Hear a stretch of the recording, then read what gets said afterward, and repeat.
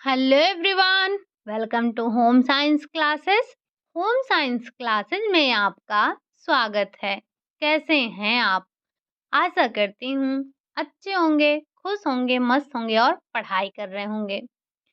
आपको पता है कि हम डिस्कस कर रहे हैं चाइल्ड डेवलपमेंट को।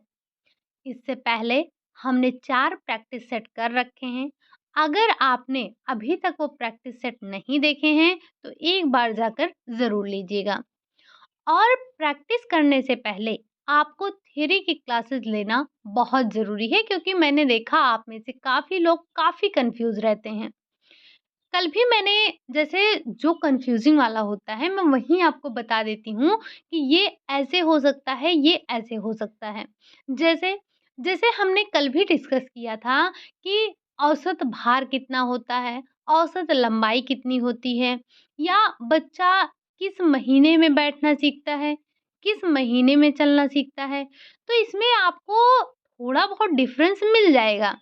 अच्छा, आप हमें एक क्वेश्चन बताइए, कितने वज़न से कम, मतलब कितने किलोग्राम से अगर बच्चा कम है, तो उसे हम अल्प भार की श्रेणी में रखेंगे? आपने देखा था ना कि जब हमने औसत वज़न की बात की थी, तो 3 से 4 किलो था और ऑप्शन में आपके 2 से 3 किलो भी था। तो आपको ये पता होना चाहिए कि 2 किलोग्राम अगर हम बच्चे का वेट कर रहे हैं, तो वो कितना कम हो जाएगा?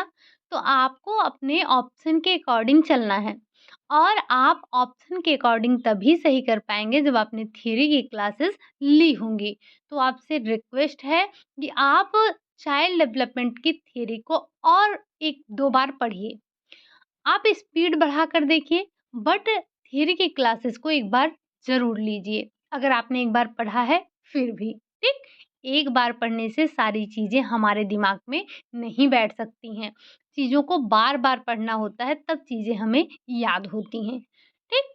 चलिए, हम बढ़ते हैं आज के अपने पहले क्वेश्चन की तरफ, और आपको पहले ही बता देते हैं कि आज का जो आपका क्वेश्चन है, काफ़ी क्वेश्चन आपके गर्भकालीन अवस्था से लिए गए हैं। तो चलिए बढ़ते हैं आज के अपने पहले क्वेश्चन की तरफ। उम्मीद है कि पेन और नोटबुक लेकर बैठे होंगे, और आज आप काउंट करेंगे कि 45 में से आपने कितने क्वेश्चन सही किए हैं। ठीक? चलिए, आज का पहला क्वेश्चन है। वैसे पहले कुछ आपको गर्भपात से क्वेश्चन देखने को मिलेंगे, कुछ प्रसव से संबंधित मिलेंगे, देन आपको मिलेंगे गर्भकालीन अवस्था से संबंधित कुछ प्रश्नों के, कि मतलब भ्रूण किस महीने में कितना विकसित होता है। जब हम बात करते हैं पहले क्वेश्चन की, तो ये कह रहा है, जब गर्भाशय से बच्चा निकल जाता है तथा प्लेसेंटा नहीं निकल पाता, तो इस प्रकार का गर्भपात कहलाता है।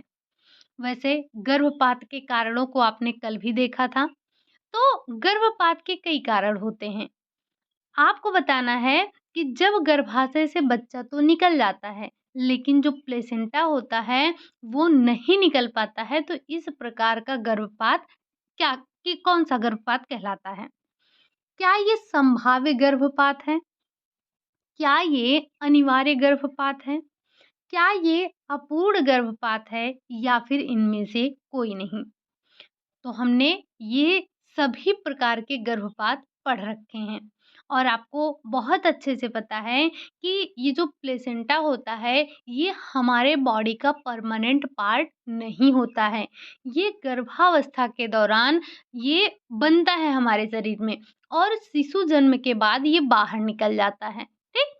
तो जब प्लेसेंटा बाहर नहीं निकल पाता है, तो उसे हम कहते हैं अपूर्ण गर्भपात। और कल भी आपने ये देखा था कि जो हमारे प्रसव की 3 अवस्थाएँ हैं, उसमें जो पूर्ण निष्कासन की अवस्था है, जिसे हम तीसरी अवस्था के नाम से जानते हैं, उस अवस्था में प्लेसेंटा बाहर आता है। तब जाकर पूर्ण प्रसव की प्रक्रिया पूर्ण होती है, या पूर्ण निष्कासन की प्रक्रिया जो होती है, वो पूर्ण होती है। ठीक? चलिए, अगला क्वेश्चन है क्वेश्चन नंबर 2। जब भ्रूण की मृत्यु पेट में हो जाती है तथा वह पेट में ही रहता है, तो इसे किस प्रकार का गर्भपात कहते हैं? जैसे आपने देखा होगा, कई बार बच्चा पेट में ही मर जाता है। जन्म नहीं ले पाता है, वो जो भ्रूण होता है वो माँ के पेट में ही मर जाता है। और कई बार तो ऐसा होता है कि माँ को कई दिनों तक पता नहीं चलता है, बच्चा मर जाता है पेट में ही। तो जब बच्चा पेट में ही मर जाता है, उसकी भ्रूण की मृत्यु पेट में ही हो जाती है और वो पेट में ही रहता है, तो इस प्रकार का जो गर्भपात है, क्या वो पूर्ण गर्भपात होगा? क्या वो अपूर्ण गर्भपात होगा? क्या वो लुप्त गर्भपात होगा या फिर इनमें से कोई नहीं? तो ध्यान रखिएगा, इस प्रकार के गर्भपात को हम लुप्त गर्भपात के नाम से जानते हैं। ठीक? लुप्त गर्भपात और अपूर्ण गर्भपात, 2 गर्भपात आपने देखे हैं। अगर आपको गर्भपात में कोई दिक्कत है, आपको कोई भी पॉइंट नहीं समझ में आ रहा, तो एक बार जाकर थ्योरी की क्लासेस ज़रूर लीजिए, क्योंकि उसमें हमने कई प्रकार के गर्भपात की चर्चा की है। बढ़ते हैं अगले क्वेश्चन नंबर 3 पर। बार-बार गर्भपात होने के कारण क्या हो सकते हैं? जैसे आपने कई बार देखा होगा, कई स्त्रियाँ ऐसी होती हैं जो गर्भ धारण तो करती हैं, लेकिन उनका जो गर्भकालीन अवस्था है वो पूर्ण ही नहीं हो पाती है, वो उनका बार-बार गर्भपात हो जाता है। तो इसके क्या कारण हो सकते हैं या क्यों ऐसा होता है? क्या विटामिन ए की कमी से हो सकता है? क्या प्रोजेस्टेरॉन हार्मोन की कमी से हो जाता है? या गर्भाशय झिल्ली कमज़ोर होने पर हो सकता है, या फिर ये सारे कारण हो सकते हैं? तो ये एक नाम तो अभी आपने कल ही सुना था कि संपूर्ण गर्भावस्था के दौरान कौन-सा हार्मोन एक्टिव होता है, कौन-सा हार्मोन सक्रिय रहता है, वो है आपका प्रोजेस्टेरॉन हार्मोन। जब ये निष्क्रिय होता है या जब ये इसकी कमी होती है, प्रोजेस्टेरॉन हार्मोन की कमी होगी, तो भी बार-बार गर्भपात होगा। साथ ही साथ अगर विटामिन ए की कमी है, तो भी गर्भपात होता है। ज़रा आप हमें बताएँगे कि विटामिन ई को हम और किस नाम से जानते हैं? बाकी अगर गर्भाशय की झिल्ली कमज़ोर है, तो भी गर्भपात होते हैं। यानी कि ये सारे के सारे कारण हैं। साथ ही साथ अगर माँ बहुत कमज़ोर है, तो भी गर्भपात होगा। गर्भाशय में आपने देखा कि झिल्ली अगर कमज़ोर है, तो भी ये गर्भपात हो जाता है बार-बार। साथ ही साथ रक्तहीनता रोग से पीड़ित है, तो भी गर्भपात हो जाता है। और कई बार कंडीशन ऐसी आती है कि डॉक्टर्स को ही गर्भपात करना पड़ता है। तो जब हम बात करते हैं बार-बार गर्भपात के कारणों की, तो उसमें ये सारे आ जाते हैं। बाकी आपने ये भी देखा था कि गर्भपात के कारण में क्या हो सकता है, संवेगात्मक आघात भी हो सकता है। माँ का किसी प्रकार से अगर उसको संवेगात्मक आघात लगता है, तो भी जो है गर्भपात होने की संभावना रहती है। यानी कि ये सभी कारण मिलकर गर्भपात करवाते हैं। ठीक? अगला क्वेश्चन है क्वेश्चन नंबर 4। कहा जा रहा है, जब गर्भवती की जान को खतरा होता है, तो डॉक्टर्स द्वारा गर्भपात कर दिया जाता है। आपने कई बार देखा होगा कि जच्चा और बच्चा, यानी कि डॉक्टर कहते हैं कि हम सिर्फ माँ को बचा सकते हैं या हम बच्चे को बचा सकते हैं। तो कभी-कभी ऐसी कंडीशन में क्या होता है कि जब माँ की जान को ज़्यादा खतरा होता है, तो डॉक्टर्स खुद ही अबॉर्शन कर देते हैं, खुद ही गर्भपात कर देते हैं। तो इस प्रकार का जो गर्भपात होता है, वो कौन-सा गर्भपात होता है? क्या ये पूर्ण गर्भपात है? क्या ये चिकित्सीय गर्भपात है? क्या ये अनिवार्य गर्भपात है या फिर इनमें से कोई नहीं?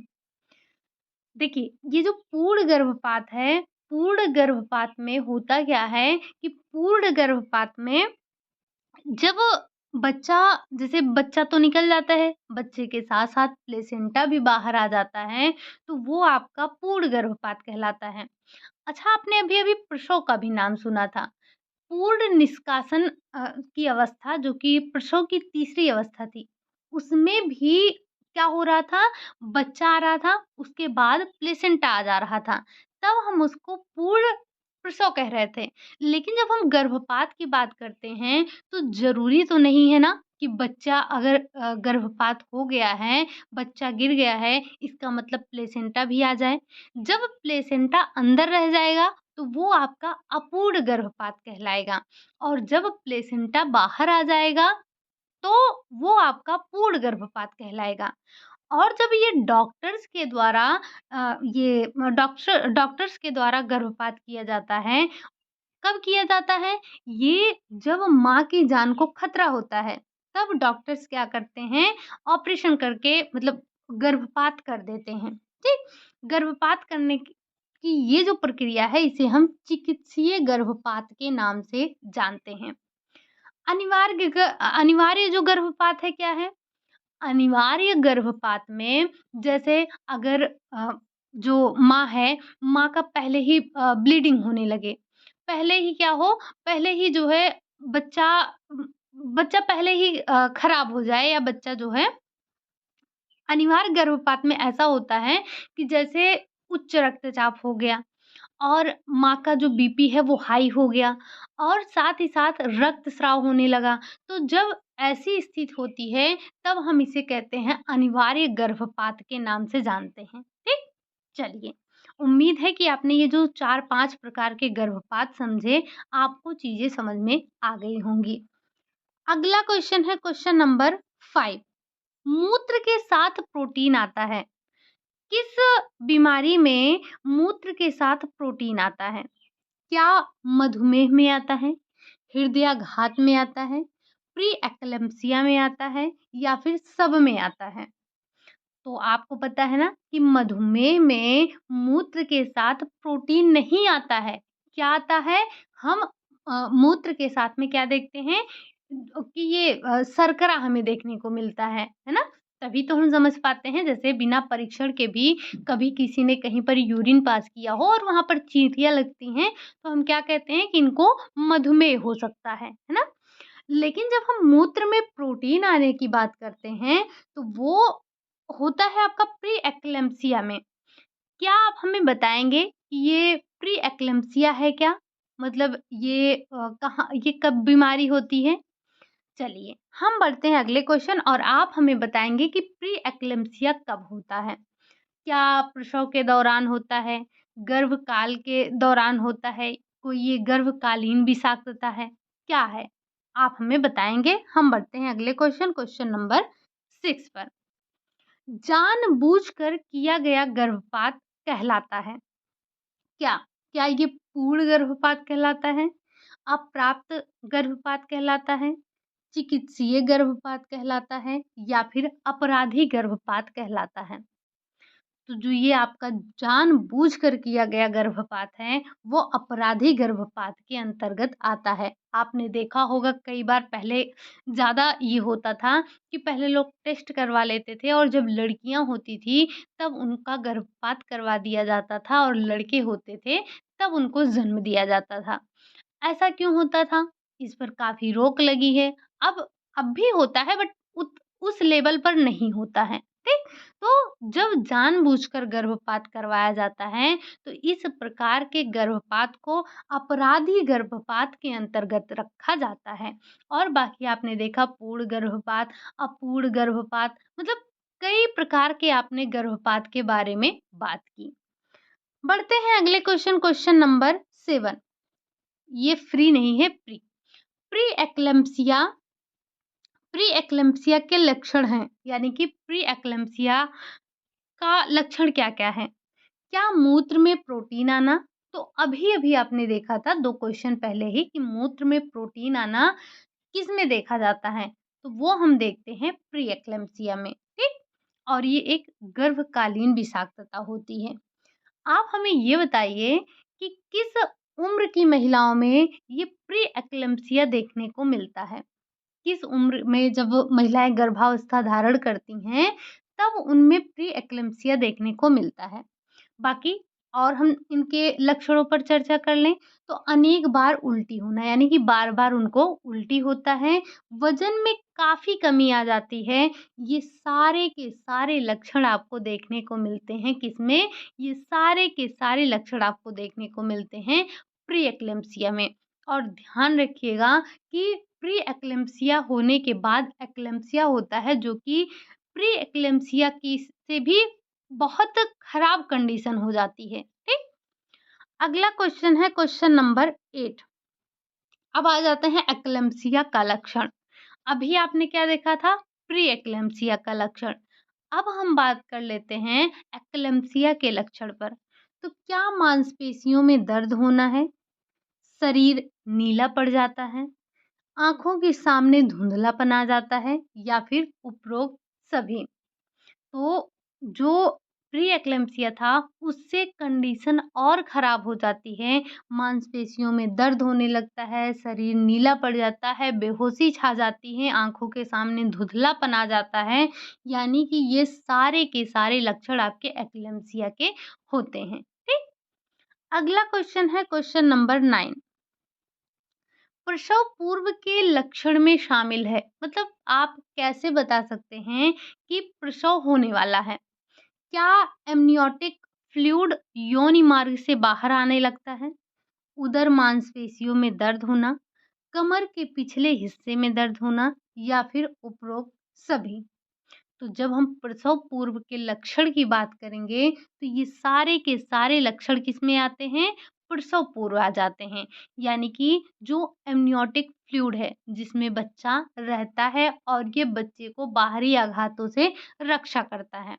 आपको पता होगा हमारे जितने भी कोमल अंग हैं, मतलब ये हम बच्चे की बात नहीं कर रहे हैं, सबकी।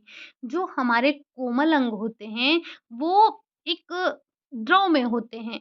उनकी बाहरी आघातों से वो द्रव रक्षा करता है। तो वैसे जो ये भ्रूण होता है, ये एक झिल्ली में होता है और उस झिल्ली में एक द्रव भरा होता है जिसे हम एमनियोटिक फ्लूइड के नाम से जानते हैं। ये बच्चे का क्या करता है, ये बच्चे के बाहरी आघातों से रक्षा करता है। तो जब ये योनि मार्ग से बाहर आने लगता है, ये प्रसव पूर्व लक्षण होता है। साथ ही साथ उदर मांसपेशियों में दर्द होना, कमर के पिछले हिस्से में दर्द होना, ये सारे के सारे लक्षण किसको बताते हैं? प्रसव पूर्व, यानी कि ये प्रसव पूर्व सारे लक्षण होते हैं। बढ़ते हैं अगले क्वेश्चन, क्वेश्चन नंबर 10 पर। प्रसव की किस अवस्था में प्लेसेंटा बाहर आता है? अगर आपने अभी आज ही की क्लास ध्यान से सुना होगा, तो आपको पता चल गया होगा कि जो प्लेसेंटा है वो बाहर किस अवस्था में आता है। ये तीनों आपकी विस्फारण की अवस्था, निष्कासन की अवस्था और संपूर्ण निष्कासन की अवस्था, ये तीनों के तीनों आपके प्रसव की अवस्थाएं होती हैं। प्रसव अवस्था कितनी है? 3 होती है। एक होती है विस्फारण की अवस्था, जिसे हम विस्तारण की भी अवस्था कहते हैं। दूसरी है निष्कासन की अवस्था, जिसे हम बर्थ के नाम से जानते हैं कि इसमें बेबी बर्थ होता है। और तीसरा है संपूर्ण निष्कासन, अर्थात इसी अवस्था में जो प्रसव की तीसरी अवस्था है, जिसे हम संपूर्ण निष्कासन के नाम से जानते हैं, इसी अवस्था में प्लेसेंटा क्या होता है? बाहर आता है।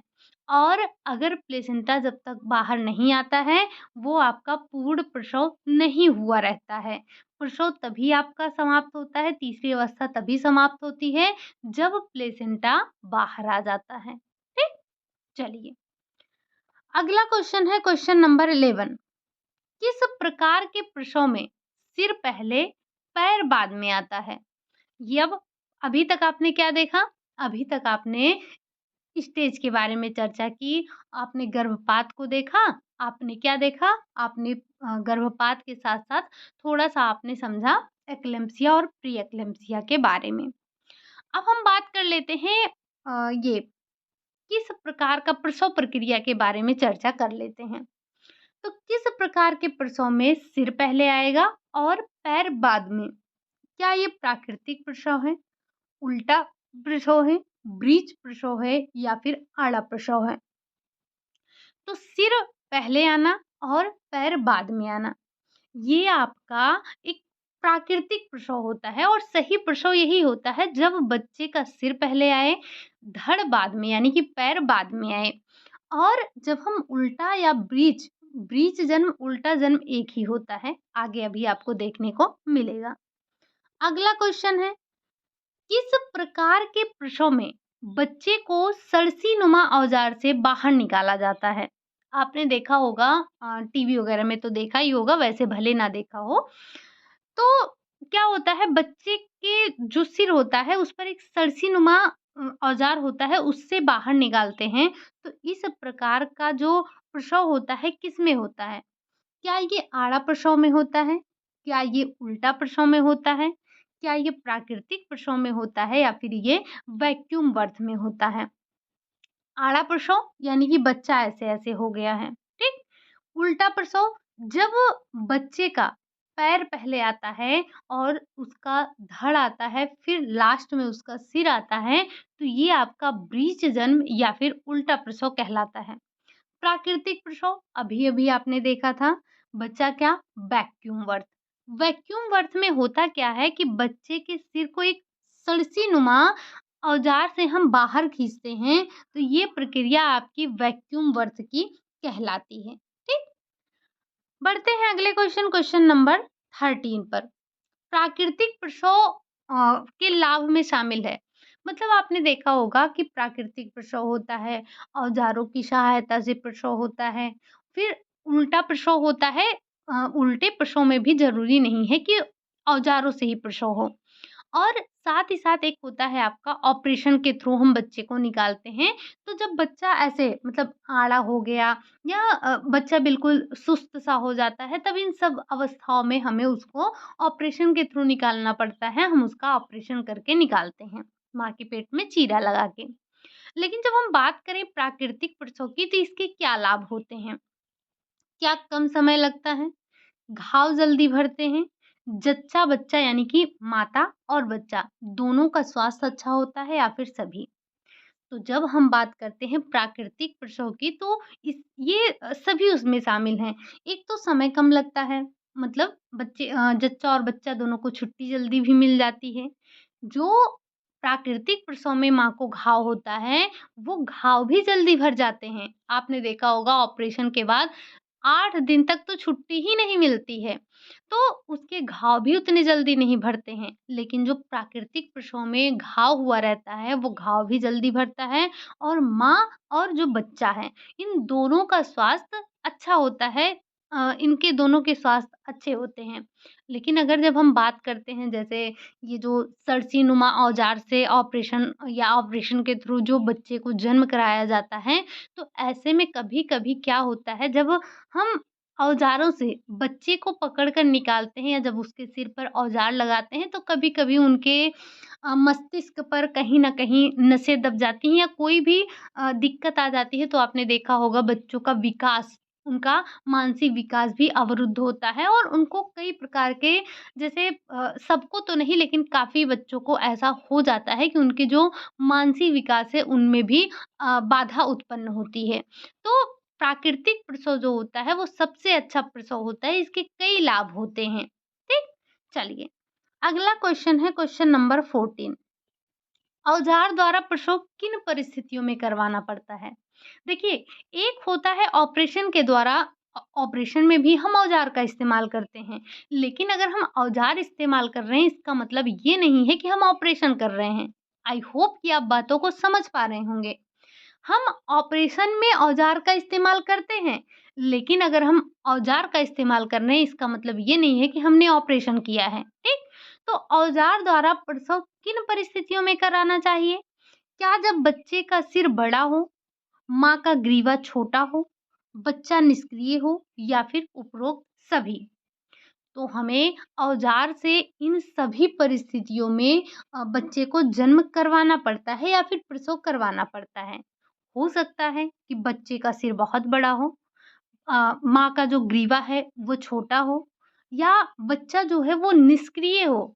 अब बेबी बर्थ के लिए ज़रूरी नहीं, मतलब बच्चे को भी सक्रिय होना ज़रूरी है। लेकिन जब बच्चा निष्क्रिय होगा तो ऐसी स्थिति में हमें औज़ारों के द्वारा प्रसव कराना होगा। फिर कह दे रही हूँ, औज़ारों द्वारा प्रसव अलग है और ऑपरेशन अलग है। ठीक? चलिए, अगला क्वेश्चन है क्वेश्चन नंबर 15 और आपसे फिर से रिक्वेस्ट कर रहे हैं कि आप एक बार थियरी की क्लासेस ज़रूर लीजिए, ठीक?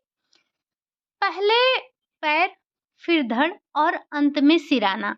ये किस प्रकार का प्रसव है? प्राकृतिक प्रसव? जी नहीं, इसका उल्टा कर दीजिए, पहले सिर, धड़, फिर पैर, तो ये आपका प्राकृतिक प्रसव होगा। अवजार प्रसव के बारे में आपने अभी-अभी बात की। ब्रीच प्रसव और फिर आड़ा प्रसव, ये 2 प्रसव आपके बच रहे हैं।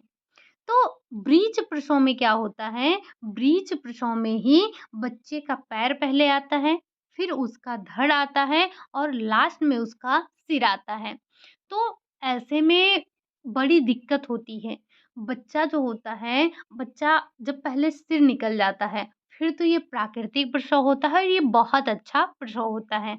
लेकिन जब बच्चा पहले मतलब जब बच्चे का ब्रीच जन्माता है, तो इसमें बच्चे को बड़ी दिक्कत होती है।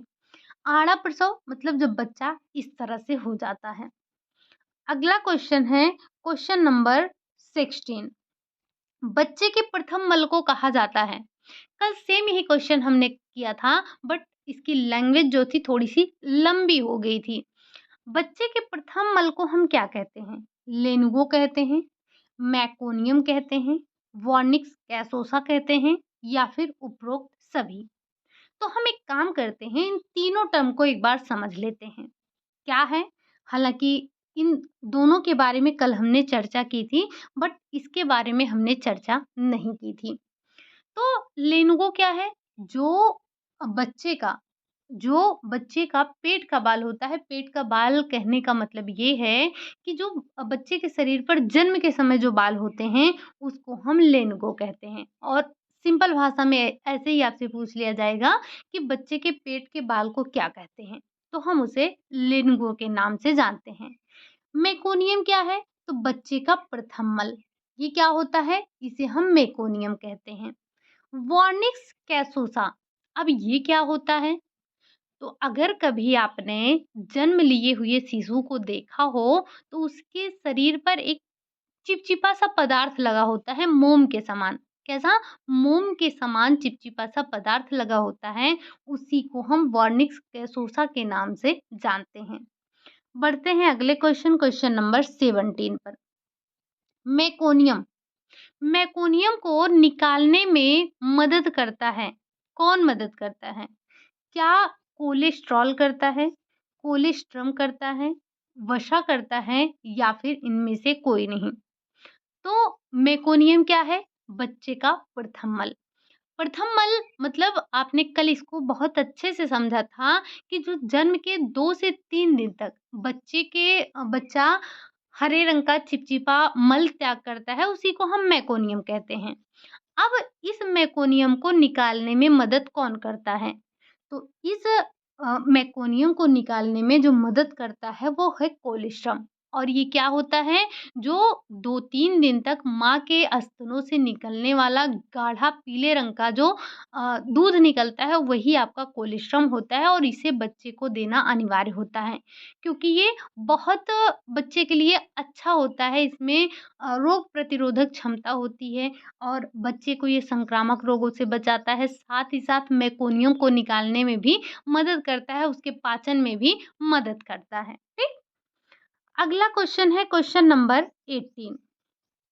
कह रहा है नवजात के शरीर पर, जो नवजात बच्चा है, उसके शरीर पर सफेद चिपचिपा चिकना द्रव लगा होता है, उस जो कि उसे संक्रमण से बचाता है, उसे हम क्या कहते हैं?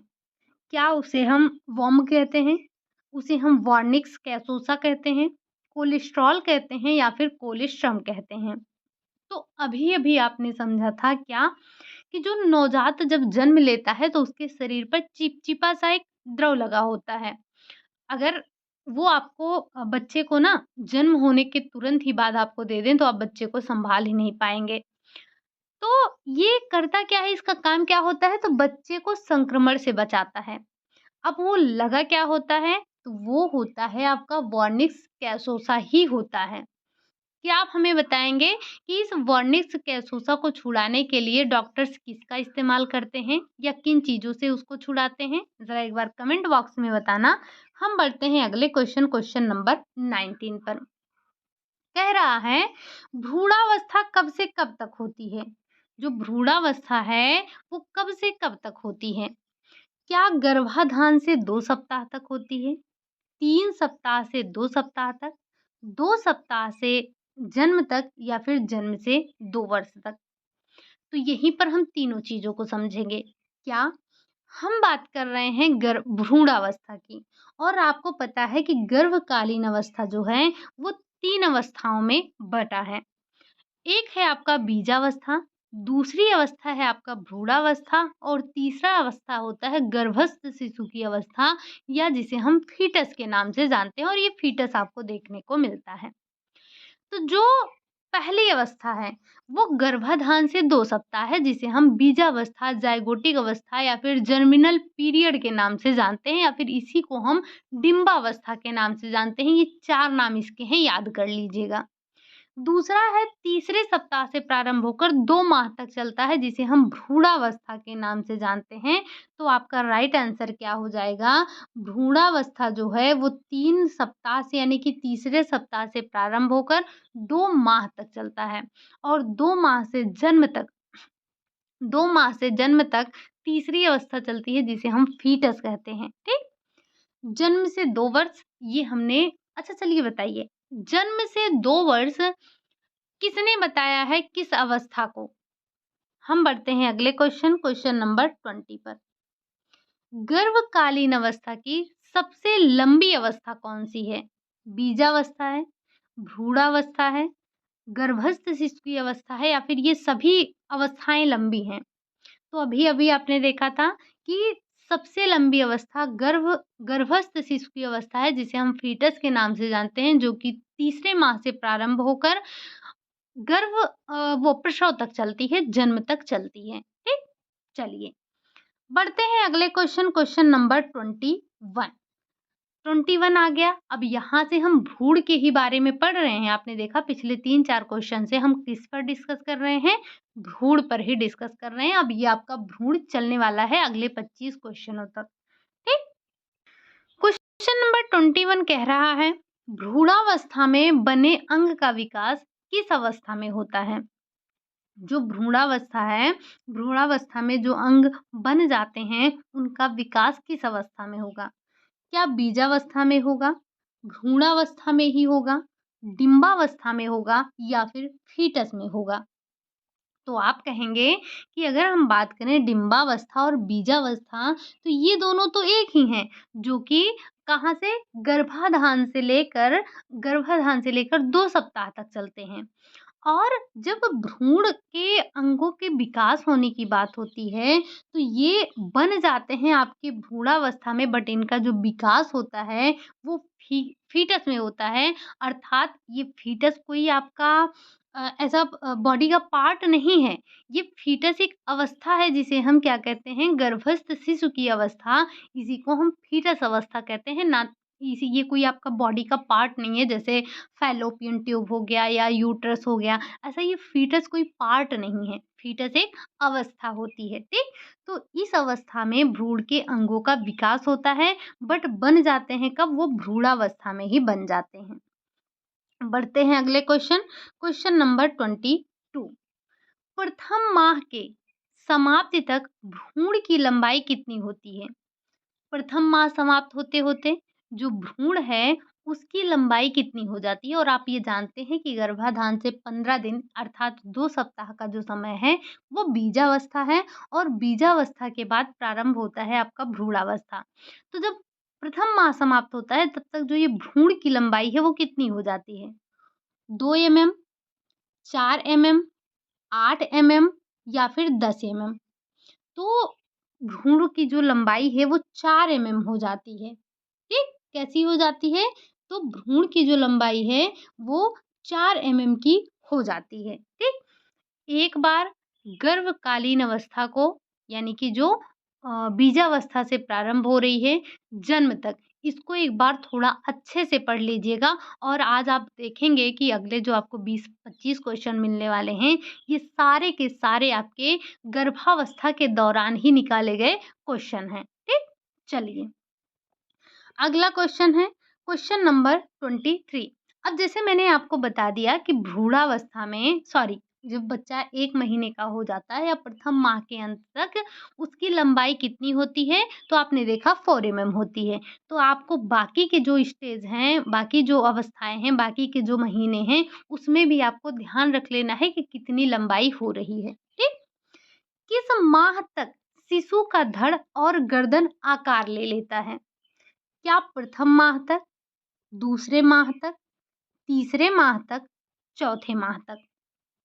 तो जब हम बात करते हैं भ्रूण के धड़ और उसके गर्दन के आकार लेने की, तो वो कब ले लेता है? वो आपका ले लेता है दूसरे माह तक।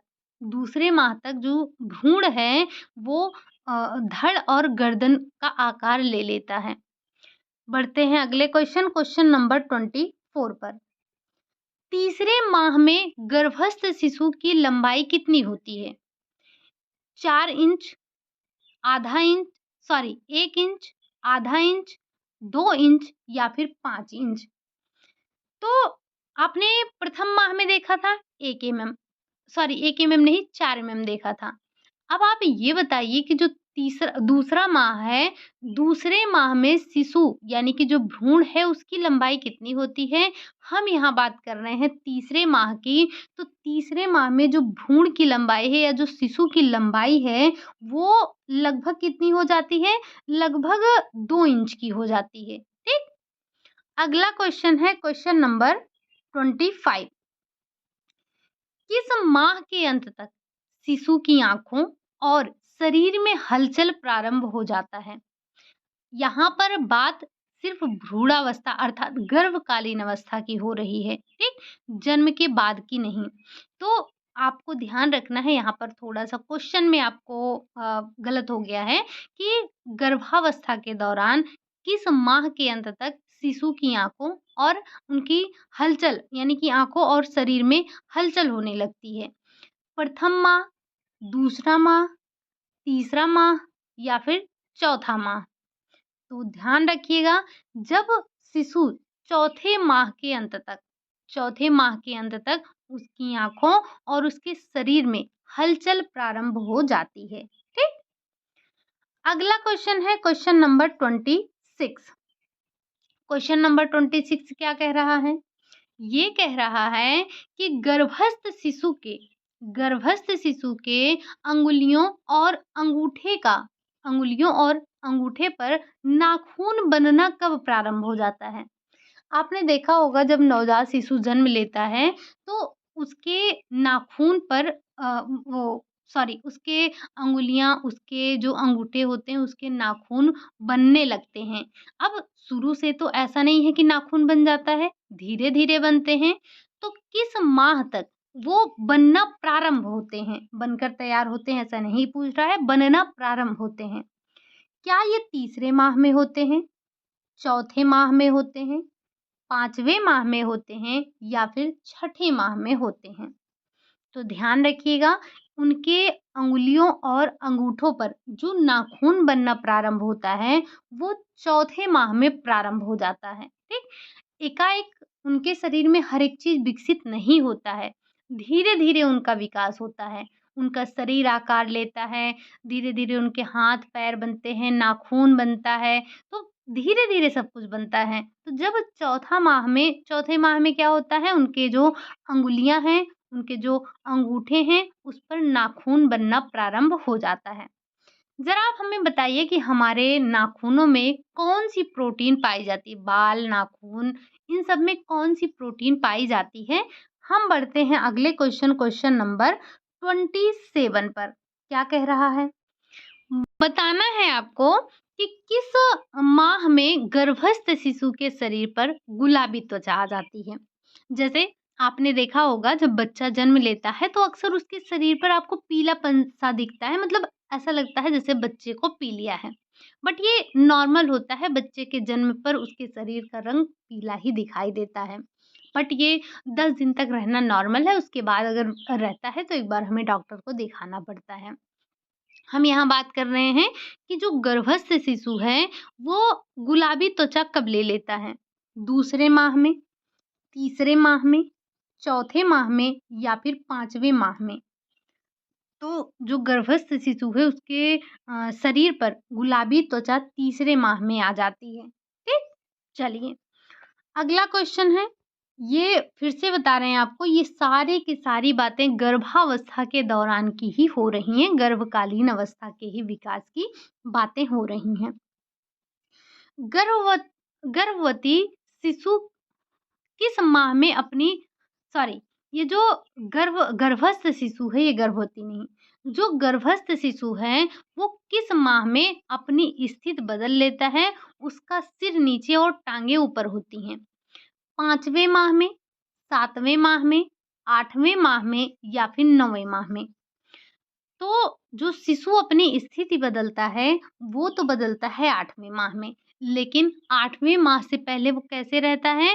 तो माँ के गर्भ में 8वें माह से पहले उसकी टाँगें जो हैं, वो नीचे होती हैं और सिर उसका ऊपर होता है। लेकिन 8वें माह में आते-आते बच्चा क्या करता है? अपनी स्थिति को बदल लेता है, यानी कि उसका सिर नीचे हो जाता है और टाँगें ऊपर हो जाती हैं। तभी तो एक प्राकृतिक प्रसव होगा। अगर वो अपनी स्थिति ना बदले और उसका पैर नीचे रहे, सिर ऊपर ही रहे, तो उल्टा प्रसव हो जाएगा कि नहीं होगा? मतलब प्रसव के दौरान बच्चे का पैर पहले आएगा, धड़ आएगा, फिर उसका सिर आएगा। तो ये तो ब्रीच जन्म का उदाहरण है ना, यानी कि ब्रीच जन्म में ऐसा होता है, उल्टा प्रसव में ऐसा होता है। लेकिन प्राकृतिक प्रसव के लिए ये स्थिति बदलना ज़रूरी है कि बच्चा अपना सिर क्या करे? नीचे करे, यानी कि पहले कुछ ऐसे होता है, ठीक? बना तो नहीं, और फिर बाद में ये ऐसे होता है, यानी कि बच्चे का सिर नीचे आ जाता है। भ्रूण बना नहीं मुझसे। कोई बात नहीं, उम्मीद है कि आप बातों को, मेरी भावनाओं को समझ रहे होंगे। बढ़ते हैं अगले क्वेश्चन, क्वेश्चन नंबर 29 पर। नवजात शिशु नवजात शिशु की अस्थियां बनी होती हैं किसकी? कैल्शियम से, कार्टिलेज से, उपरोक्त दोनों से, इनमें से कोई नहीं। तो ये बात हमने आपको कल भी बताई थी कि जो नवजात शिशु होता है, अब देखिए यहाँ पर हमने नवजात की बात की है। जो नवजात शिशु होता है उसके अस्थियों में कैल्शियम की अनुपस्थिति पाई जाती है। बना किसका होता है? कार्टिलेज का बना होता है, मुलायम होता है।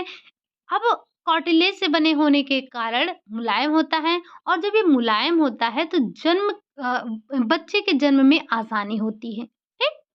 चलिए, अगला क्वेश्चन है क्वेश्चन नंबर 30। नवजात शिशु के त्वचा का रंग होता है, जो बच्चा जन्म लेता है तो उसके त्वचा का रंग कैसा होता है? लाल, पीला, काला, नीला। तो अभी-अभी हमने आपको बताया कि जब हम बात करते हैं एक नवजात शिशु की, तो जन्म के समय उसके शरीर का रंग पीला दिखाई देता है, और ऐसा 10 दिनों तक रहना नॉर्मल है। लेकिन उससे ज़्यादा समय तक रहता है, तब बच्चों को पीलिया होने की संभावना रहती है कि मतलब इसको पीलिया हुआ है, डॉक्टर को दिखाना ज़रूरी होता है। ठीक? चलिए, बाकी नवजात के बारे में आपने काफ़ी कुछ पहले ही पढ़ रखा है कि नवजात समायोजन करते हैं, रोते क्यों हैं? बड़ा बेसिक सा क्वेश्चन पूछा जाता है कि बच्चा जन्म के समय रोता क्यों है? उसे भूख लगी होती है, उसे दर्द हो रहा होता है, या उसकी श्वसन क्रिया प्रारंभ होती है। ऐसे करके आपके पास ऑप्शन होते हैं। आप अपना पीवाईक्यू देखेंगे तो ज़रूर आपको देखने को मिलेगा कि क्वेश्चन कैसे पूछा जाता है। बढ़ते हैं अगले क्वेश्चन, क्वेश्चन नंबर 31 पर। 31 नंबर का जो क्वेश्चन है, आपसे पूछ रहा है, नवजात शिशु के अस्थियों के बारे में गलत कथन है। मतलब कौन-सी गलत बातें कही गई हैं, उनकी अस्थियाँ कैसी नहीं होती हैं? लचीली होती हैं, कार्टिलेज की बनी होती हैं, कैल्शियम की अनुपस्थिति होती है, कठोर होती हैं। तो यहाँ पर 3 बातें बिल्कुल सही हैं। नवजात की अस्थियों के बारे में 3 बातें बिल्कुल सही हैं, बट हमें तो गलत बात बतानी है। क्या? कि नवजात की जो अस्थियाँ होती हैं, वो कठोर नहीं होती हैं। कैसी होती हैं? वो मुलायम होती हैं, लचीली होती हैं, कोमल होती हैं। उनकी अस्थियाँ कार्टिलेज की बनी होती हैं, कैल्शियम उनमें अनुपस्थित होता है। धीरे-धीरे उनके शरीर में, उनकी अस्थियों में कैल्शियम जमा होता है, तब जाकर उसमें मजबूती आती है, और हम उनको व्यायाम करवाते हैं, मालिश करवाते हैं, तो धीरे-धीरे उनके शरीर में क्या होता है? कैल्शियम इकट्ठा होता है। और आपने देखा होगा, सुना होगा, बच्चों को सनबाथ ज़रूरी होता है। मतलब आप बच्चे को तेल लगाकर थोड़ी देर सुबह-सुबह की धूप में, दोपहर वाली धूप में नहीं, सुबह-सुबह वाली धूप उनको दीजिए। इससे क्या होगा? अच्छा, धूप से हमें कौन-सी विटामिन मिलती है? ज़रा एक बार हमें कमेंट करके बताइएगा। जब आप अगर ये बता देंगे कि कौन-सा विटामिन मिलता है, तो आपको समझ में आ जाएगा कि क्यों आवश्यक है। ठीक? चलिए, अगला क्वेश्चन है क्वेश्चन नंबर 32। नियो नियोनेट किस भाषा का शब्द है? जर्मन भाषा का, फ्रांस भाषा का, ग्रीक भाषा का, लैटिन भाषा का? तो ध्यान रखेंगे, जो नियोनेट है, नियोनेट तो लैटिन भाषा का शब्द है, लेकिन ये बना किससे है? तो ये ग्रीक भाषा के नियोस शब्द से बना होता है और नियोस का अर्थ होता है नया। ठीक? चलिए, अगला क्वेश्चन है क्वेश्चन नंबर 33। नवजात शिशु की हृदय गति होती है कितनी? 110 से 120 प्रति मिनट, 120 से 140 प्रति मिनट, 110 से 150 प्रति मिनट या फिर 160 से 210 प्रति मिनट। तो नवजात के अगर हम हृदय की धड़कन की बात कर रहे हैं तो वो होता है 120 से 140 प्रति मिनट होता है। आप हमें बताइए कि एक वयस्क के हृदय गति कितनी होती है? हम बढ़ते हैं अगले क्वेश्चन, क्वेश्चन नंबर 34। वयस्क की तुलना में शिशु के शरीर का तापक्रम कैसा होता है? अधिक होता है, कम होता है, बराबर होता है या फिर इनमें से कोई नहीं? तो कल भी आपने ये क्वेश्चन किया था। हाँ, क्वेश्चन पूछने का जो तरीका था थोड़ा-सा अलग था, बट आपका कॉन्सेप्ट यही था। क्या?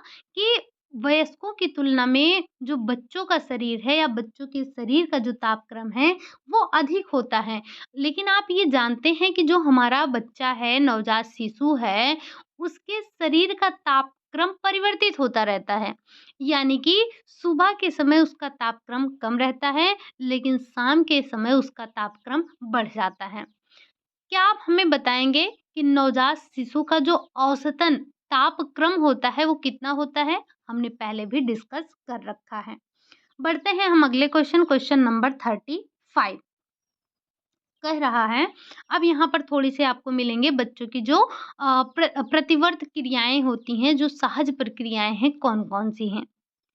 कह रहा है, जब बच्चे के हाथ में कुछ पकड़ाया जाता है, तो वो मुट्ठी बंद कर लेता है और ये किस प्रकार की प्रतिवर्त क्रिया है? क्या ये मोरो रिफ्लेक्स है? ग्रास्प रिफ्लेक्स है? रूटिंग है या फिर इनमें से कोई नहीं? तो जो हम बच्चे को अच्छा आपने देखा होगा जब बच्चा छोटा-सा होता है, तो हम क्या करते हैं, उसके हथेली पर अपनी उँगली रखते हैं और बच्चा तुरंत मुट्ठी बंद कर लेता है। तो क्या कहा जाता है कि अरे, अरे देखो ये तो हमें पहचान रहा है, अपनी बुआ को पहचान रहा है, अपनी मासी को पहचान रहा है या अपने मामा को पहचान रहा है, चाचा को पहचान रहा है या आपने देखा होगा आप उनके हाथ में जैसे ही पैसा रखते हैं, वो तुरंत मुट्ठी बंद कर लेते हैं। तो हम क्या कहते हैं, "अरे देखो, ये तो पैसा पहचान रहा है। अभी ये आज के बच्चे देखो पैसा भी पहचानने लगे।" अरे भाई, वो पैसा नहीं पहचानता है। वो उसकी एक प्रतिवर्त क्रिया है जिसे हम रिफ्लेक्स के नाम से जानते हैं। तो आज के बाद ये मत कहना कि देखो, देखो ये अपनी मासी को पहचान लिया, पकड़ लिया या देखो, देखो ये अपनी बुआ को पहचान लिया, पकड़ लिया। नहीं, वो एक यानी कि एक प्रतिवर्त प्रक्रिया होती है प्रतिवर्त क्रिया होती है जिसे हम ग्रास्प के नाम से जानते हैं। ठीक? चलिए। आगे बढ़ते हैं अगले क्वेश्चन और क्वेश्चन नंबर 36 पर आ जाते हैं। कह रहा है, बच्चों के मुंह के पास छूने पर वो खाने के लिए मुंह खोलते हैं और ये किस प्रकार की प्रतिवर्त क्रिया है? आपने देखा होगा, हम बच्चा लेटा है, हम झूठ-मूठ का उसके गाल पर छूते हैं और जैसे-जैसे मतलब हम उसके गाल पर छुएँगे, बच्चा तुरंत अपना मुँह खोलेगा और टेढ़ा करता चला जाएगी कि मतलब हमें अब ये चीज़ खाने को मिले। तो ये किस प्रकार की प्रतिवर्त क्रिया है? क्या ये मोरो रिफ्लेक्स है? क्या ये ग्रास्प रिफ्लेक्स है? रूटिंग है या फिर इनमें से कोई नहीं? तो इस प्रक्रिया को क्या कहेंगे आप? इस प्रक्रिया को हम रूटिंग रिफ्लेक्स के नाम से जानते हैं और ये प्रतिवर्ती क्रियाएँ जितने भी हैं, प्रतिवर्त क्रियाएँ हमने आपको पहले भी और करवा रखे हैं। अगर आपको कुछ ऐसा लग रहा है कि नहीं हुआ तो एक बार जाकर क्लासेस ज़रूर लीजिए, क्योंकि जितना चीज़ें हम थियरी की क्लासेस में डिस्कस कर लेते हैं, यहाँ कर पाना थोड़ा-सा मुश्किल हो जाता है, ठीक? थोड़ा-सा नहीं, काफ़ी मुश्किल होता है। हम बढ़ते हैं अगले क्वेश्चन नंबर 37 पर। ये भी आपका एक प्रतिवर्त क्रिया है। जब बच्चे के दोनों हाथ की हथेली को दबाया जाता है, तब वह अपना मुंह खोलते हैं। इस प्रतिवर्त क्रिया को कहते हैं। इस प्रतिवर्त क्रिया को आप क्या कहते हैं? क्या यह मोरो है? क्या ये ग्रास्प है? क्या ये रूटिंग है? या फिर ये बैपकिन है? तो इस प्रक्रिया को मतलब जब आप उसकी दोनों हथेलियों को दबा रहे हैं, तो वो अपना मुंह खोल रहा है। इस प्रतिवर्त क्रिया को हम बैपकिन रिफ्लेक्स के नाम से जानते हैं। ठीक? क्या आप हमें बताएंगे ये मोरो क्या है? थोड़ा-सा छोटी भाषा में या बिल्कुल एक छोटे से लाइन में?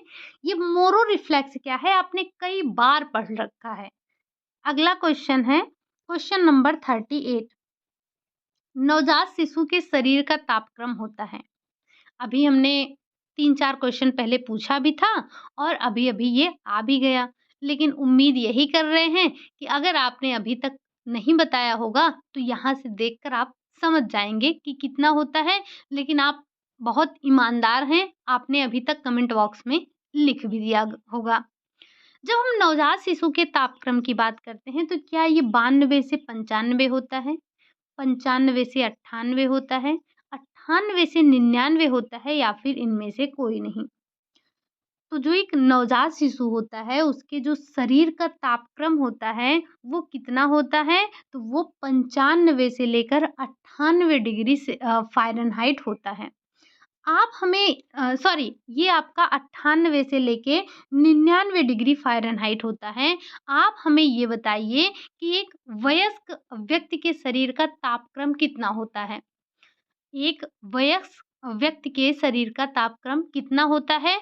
हम बढ़ते हैं अगले क्वेश्चन नंबर 39 पर। किस माह में गर्भस्थ शिशु के हृदय की धड़कनों को स्टेथोस्कोप के द्वारा स्पष्ट रूप से सुना जा सकता है? एक बात और कि हम बच्चों के धड़कन को सुनने के लिए किसका इस्तेमाल करते हैं? स्टेथोस्कोप का इस्तेमाल करते हैं। और यहाँ पर आपसे पूछ रहा है कि जो गर्भस्थ शिशु है, उसकी धड़कन को किस माह में स्पष्ट रूप से आप सुन सकते हैं? ठीक? चौथे माह में, 5वें माह में, 8वें माह में या फिर 9वें माह में? तो जो स्टेथोस्कोप से हम बच्चे के धड़कन को स्पष्ट रूप से सुनते हैं, वो किस माह में होता है? तो वो आपका 5वें माह में होता है। हम 5वें माह में उसके धड़कनों को स्पष्ट रूप से स्टेथोस्कोप के द्वारा सुन सकते हैं। यहाँ पे एक क्वेश्चन और आपका रेडी हो रहा है कि किससे हम सुनते हैं? अगला क्वेश्चन है आपका क्वेश्चन नंबर 40। लड़कों के हृदय की धड़कन की गति लड़कियों की तुलना में अधिक होती है, कम होती है, दोनों की इक्वल होती है या फिर इनमें से कोई नहीं? तो लड़कों के हृदय की जो धड़कन है, वो लड़कियों की तुलना में कम होती है, यानी कि लड़कियों के हृदय की जो धड़कन है, वो लड़कों की अपेक्षा तेज होती है। ठीक? चलिए, अगला क्वेश्चन है क्वेश्चन नंबर 41 और ये पूछ रहा है आपसे कि किस माह में गर्भस्थ शिशु के ऊपरी त्वचा के नीचे वसा की तह जमने लगती है? जो बच्चा होता है वो किस माह में उसके जो शरीर की ऊपरी त्वचा है उसके नीचे वसा का जमाव होने लगता है? क्या चौथे माह में प्रारंभ होता है? 5वें माह में प्रारंभ होता है? छठे माह में प्रारंभ होता है या फिर 7वें माह में प्रारंभ होता है? तो हम इसका आंसर तो देख ही रहे हैं कि ये किस माह में ऊपरी त्वचा पर वसा जमने लगता है। लेकिन आप हमें ये बताइए कि क्या बच्चों के शरीर में वसा की मात्रा अधिक होती है या फिर जल की मात्रा अधिक होती है? एक बार ये आप हमें ज़रूर बताइएगा। बाकी जब हम बात करते हैं गर्भस्थ शिशु के ऊपरी त्वचा में मतलब ऊपरी त्वचा के नीचे वसा के जमाव की, तो ये प्रारंभ हो जाता है छठे माह में जमने लगता है। ठीक? अगला क्वेश्चन है क्वेश्चन नंबर 42। क्या कह रहा है? क्वेश्चन नंबर 42 आपसे पूछ रहा है, किस माह में जन्मे शिशु के बच पाने की संभावना होती है? जैसे एक जो सामान्य बच्चा जन्म लेता है वो कितने दिन में? या तो 280 दिन पूरा करे, या तो 10 चंद्रमास पूरा करे, या फिर वो 9 माह 7 दिन पूरा करे, ठीक? तब एक सामान्य बच्चा जो होता है वो जन्म लेता है। लेकिन आपने देखा होगा कि 7 महीने में भी बच्चे जन्म ले लेते हैं, 8 महीने में भी, 9 महीने में भी, 10वें महीने में तो लेते ही लेते हैं, 5वें महीने में भी लेते हैं, चौथे महीने में भी जन्म हो जाता है। तो ये जो चौथे, 5वें महीने में जन्म लेते हैं, ये सब गर्भपात में आ जाते हैं। ऐसे बच्चे सर्वाइव नहीं कर पाते हैं, इनको बचा पाना मुश्किल होता है या नामुमकिन हम कह सकते हैं। बट आपको बताना है कि किस अवस्था में जन्मा जो शिशु है, उसके बच पाने की संभावना होती है, उसे बचाया जा सकता है। क्या दूसरे माह में, तीसरे माह में, 5वें माह में या फिर 7वें माह में? तो आपको बहुत अच्छे से पता है ये 5 की बात तो हम ज़िक्र ही नहीं कर सकते हैं, क्योंकि 5 या 6 महीने में जन्मे बच्चे को हम बचा नहीं सकते हैं। लेकिन जो 7वें महीने में जन्मा हुआ शिशु होता है, उसके बचने की संभावना रहती है। मतलब हम 7वें महीने में जन्मे शिशु को बचा सकते हैं, ठीक? और ये आपने देखा होगा, सुना भी होगा कि गाँव में आपने काफ़ी सुना होगा कि ये सतवासी है। सतवासी का मतलब क्या हो गया कि ये 7वें महीने में ही जन्म लेने वाला बच्चा है या बच्ची है, ठीक? तो इनको बचा पाना थोड़ा मुश्किल होता है, बट हम इनको बचा सकते हैं, ठीक? या आपने कई बच्चों को ऐसा देखा भी होगा जो कि 7वें महीने में जन्मे होते हैं और वो बच जाते हैं बाद में, मतलब कमज़ोर तो होते ही हैं। जब बच्चा माँ के गर्भ में है तो वहाँ पर जो विकास होगा और जो बाहर विकास हो रहा है उसमें काफ़ी अंतर होगा। तो जो पूर्ण समय में जन्मा बच्चा होता है उसके स्वास्थ्य में, और जो ये पहले ही जन्मे बच्चे होते हैं इनके स्वास्थ्य में काफ़ी अंतर देखने को मिलता है। ये बच्चे काफ़ी कमज़ोर होते हैं। अगला क्वेश्चन है, क्यों? क्योंकि जो प्रॉपर इनको न्यूट्रिशन माँ के गर्भ में मिल रहा था, वो बाहर तो नहीं मिल पाता है। हमें इनको बहुत ही संजो कर रखना पड़ता है, कहने का मतलब बहुत ही नाज़ुक होते हैं। बच्चे तो वैसे नाज़ुक होते हैं।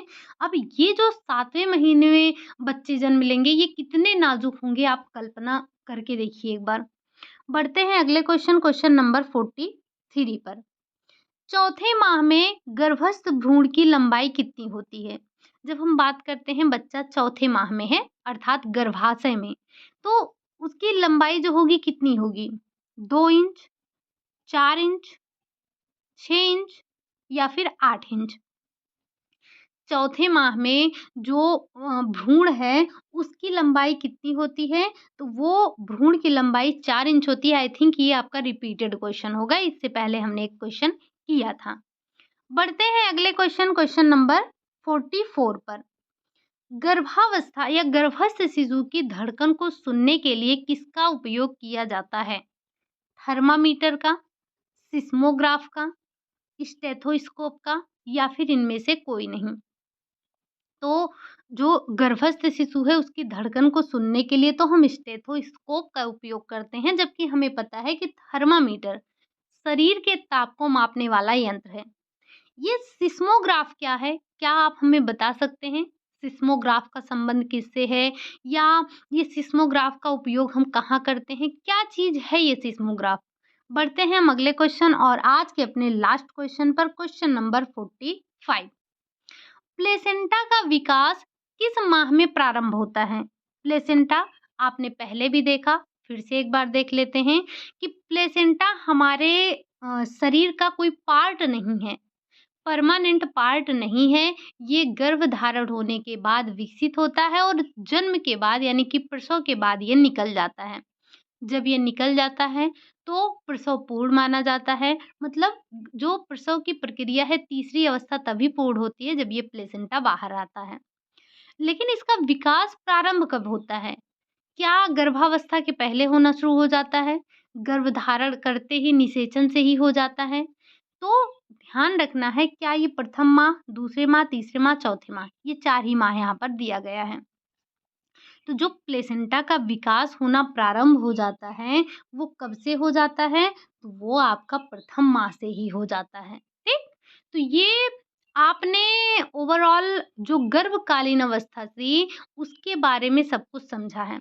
अब जैसे हमने आपको बताया कि प्रथम माह में लंबाई कितनी है, चौथे माह में लंबाई कितनी है, तो आपको हर अवस्था की लंबाई थोड़ा-सा ध्यान रख लेना है। हमें नहीं पता कि एग्ज़ामिनर आपसे क्या पूछ ले, कहाँ से क्वेश्चन पूछ ले, बट हमें क्या करना है, हमें प्रिपेयर रहना है हर एक क्वेश्चन के लिए।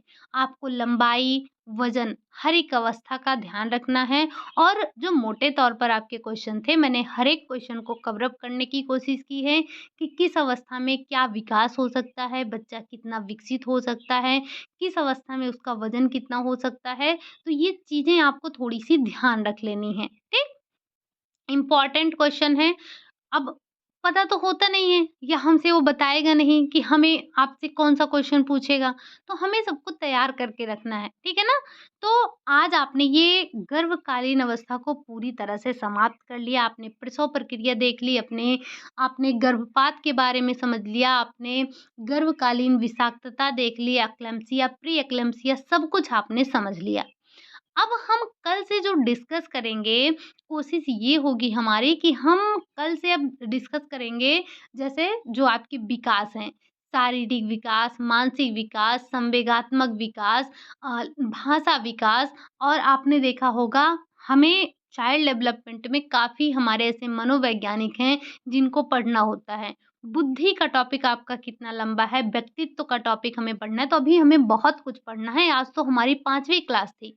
अभी तो हमने आधा भी अपना चाइल्ड डेवलपमेंट नहीं पढ़ा है, लेकिन आपसे रिक्वेस्ट है कि इसकी थ्योरी की क्लासेस ज़रूर लीजिए। देखिए, जब हमने डिस्कस किया था न्यूट्रिशन साइंस और जब हमने डिस्कस किया था टेक्सटाइल, तो वहाँ पर चीज़ों को हम बहुत आसानी से समझ पा रहे थे।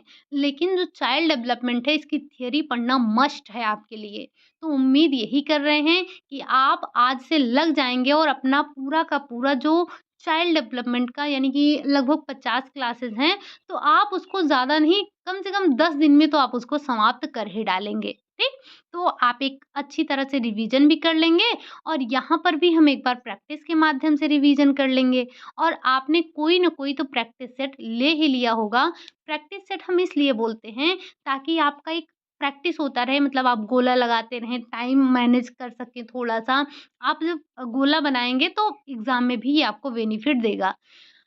और आपने कोई ना कोई प्रैक्टिस सेट ज़रूर लिया होगा, प्रैक्टिस सेट लीजिए, लगाइए, जो क्वेश्चन ना आए थ्योरी के माध्यम से उसको एक बार देखिए, देन फिर से आप प्रैक्टिस सेट लगाइए, ठीक? चलिए, आज के लिए यही इतना रखते हैं। उम्मीद है आज की क्लास थोड़ी-सी भले ही लंबी हो गई है, बट आज का जो सेशन है आपने इससे बहुत कुछ समझा होगा, बहुत कुछ आपने नया पाया होगा। जो कि हमने काफ़ी कुछ ऐसा रहा होगा जो कि हमने अपनी क्लासेस में डिस्कस नहीं किया था। तो आज की क्लास भले ही थोड़ी-सी लंबी हो गई है, हमने क्वेश्चन जो किए हैं वो 45 भी किए हैं, बट आज की क्लास में आपने बहुत कुछ पाया है। और जो हमने आपसे करीब-करीब 10 नहीं, आज तो हमने आपसे 15 क्वेश्चन पूछे होंगे। उम्मीद है कि आपने उन सभी का आंसर दिया होगा। अगर कोई क्वेश्चन ऐसा है जो कि आपको नहीं आ रहा है, तो आप थियरी के माध्यम से ज़रूर उसको देखिए, क्योंकि ऐसा कुछ मैंने रॉकेट साइंस आपसे नहीं पूछ लिया है या कुछ ऐसा नहीं पूछ लिया जो कि आपने कभी सुना ना हो, समझा ना हो। हर एक चीज़ आपने पढ़ रखा है, हमने अपनी क्लासेस में सब कुछ कवर अप करवा के रखा है। आप में से जो लोग चैनल पर पहली बार आए हैं, तो सब्सक्राइब कर लीजिएगा। ला आपको अगर क्लास अच्छी लगी हो तो लाइक कर दीजिएगा। आप में से जिन्होंने अभी तक टेलीग्राम जॉइन नहीं किया है, तो वो टेलीग्राम जॉइन कर सकते हैं, लिंक आपको डिस्क्रिप्शन में ही मिल जाएगा। हर शाम 5 पीएम पर आपकी क्विज़ होती है। उस क्विज़ में आपको 5 क्वेश्चन मिलते हैं। अगर आप हर दिन वो क्विज़ नहीं सॉल्व कर पाते हैं, टाइम नहीं मिल पाता है, तो किसी दिन वीक में 1 दिन बैठकर उस क्विज़ को सॉल्व कर डाला करिए। क्विज़ आपकी कम नहीं है, पिछले 1 डेढ़ साल से हम हर दिन 5 क्विज़ कर रहे हैं, कभी-कभी तो आपके 10-10 क्विज़ हो जाते हैं, यानी कि 10-10 क्वेश्चनों की क्विज़ हो जाती है। तो क्वेश्चन अगर आप करना चाहें, तो वहाँ से भी बहुत सारे क्वेश्चन को कवर अप कर सकते हैं, ठीक? चलिए फिर आज के लिए यही इतना रखते हैं। मिलते हैं आपसे नेक्स्ट क्लास में, तब तक के लिए खुश रहिए, मस्त रहिए, पढ़ाई करिए, रिवीजन ज़रूर करिए। ठीक? चलिए मिलते हैं नेक्स्ट क्लास में, तब तक के लिए बाय बाय, टेक केयर।